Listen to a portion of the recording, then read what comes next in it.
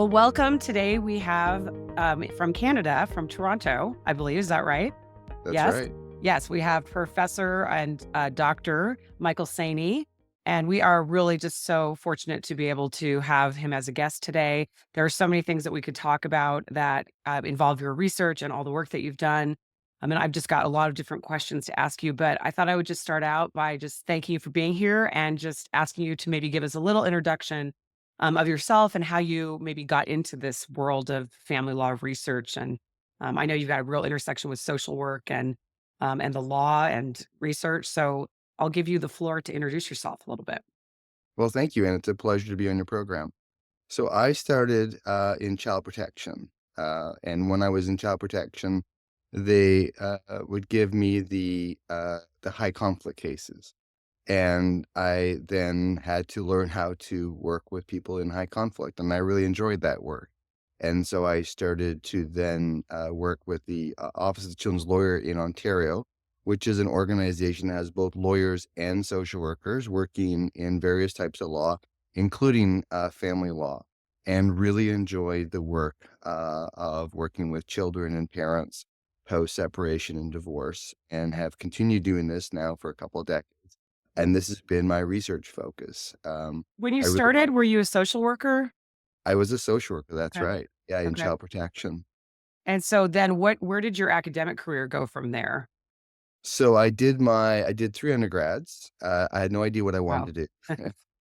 And then really enjoyed, my Bachelor of Social Work. So then did my Master's of Social Work at University of Toronto, and then did a PhD at the University of Toronto. And then from there, I was hired, right out of my PhD, graduation at the University of Toronto. So I've really been there since, like, the 1990s. And are you from Toronto originally or from a I'm yeah. Yeah, I'm from Northern Ontario. Mm, I'm about 4 hours away, from Toronto. So Toronto was always the big city, that we would go visit on mm, weekends, mm. big lights.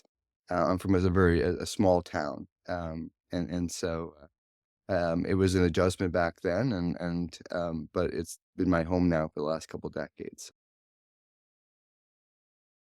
You also did research not long ago, I think, about the co-parenting being such a um telltale sign or the main telltale sign, that's a really academic term, right? Of how kids do after divorce. Is that correct?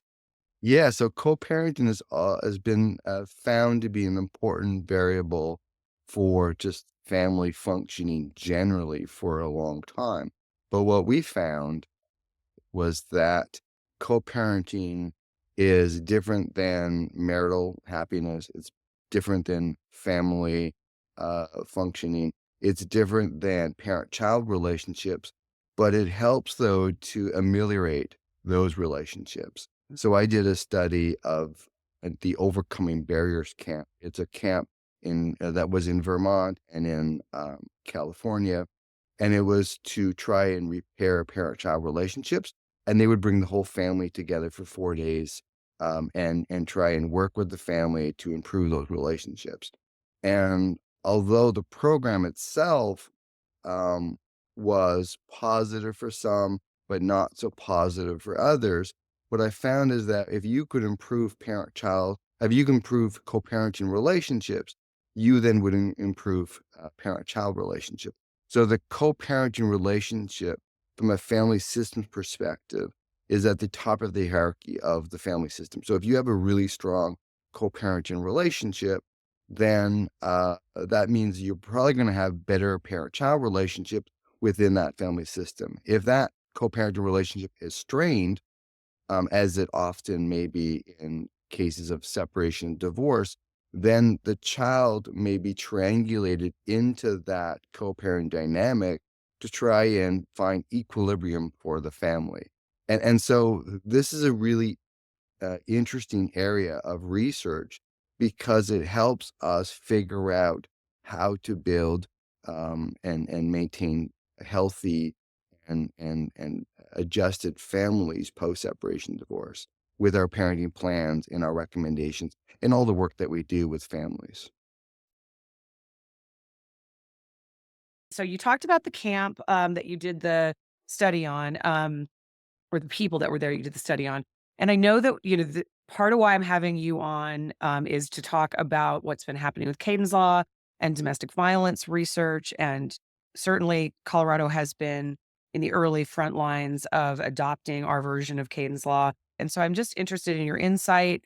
And I'm very interested in understanding where we can all come to consensus in terms of doing this better and not having. I know a lot of these laws are having unintended consequences of just being very, very broad. You mentioned father's rights, and that is where we are in this intersection sometimes of this conversation. So take that wherever you think is appropriate in terms of your work in that area. Yeah, I mean, I'm always concerned about tragedy-based policies because they can be overreactions because of what ends up on the front page. And we've seen this in child dependency for way too long, unfortunately. And so I think we definitely need to be thinking about how better to screen for violence.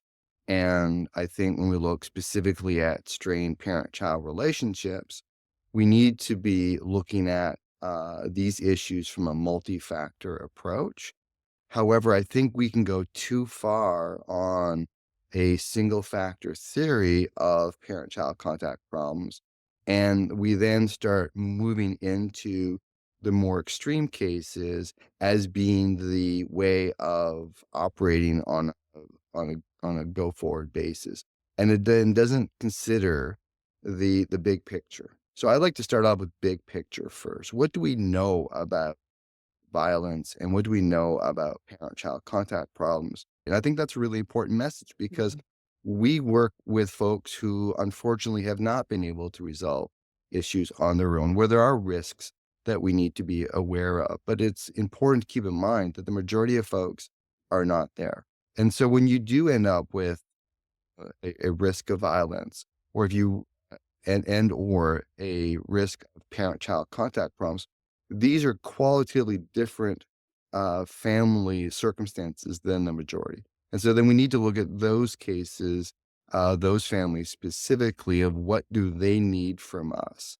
And unfortunately, our field is polarized, where we have people who say you should only be focusing on the violence, or you should only be focusing on, let's say, alienation or some other theory of why there's a strained relationship. I had one mom who would hold on to the child, again, the dilemma was, oh, the kid won't go to dad's and the kid's clinging to mom or whatever when we get to the exchange. So I went to mom's house, spent some time with the kid and mom ahead of time to see what was happening. Mom is literally holding a, I don't know, 10-year-old or something, not a baby, in her arms, sort of in the fetal position, stroking this kid, going, we can do hard things, honey. We can do hard things. We can do hard things. And then we get to the exchange. I mean, it's just like, and then the mom leaves and the kid's fine. Like the kid is absolutely fine once the mom takes off, but the kid is pitching this fit when the mom is there. And then, the mom, I think, generally thinks the kid needs this. It But it's yeah, super but I think complicated. but I think you're right. I mean, I think, when I worked in child protection, I mean, if a parent, like I could, a good sign that there was trauma in the in that parent was how they carried their baby to the door.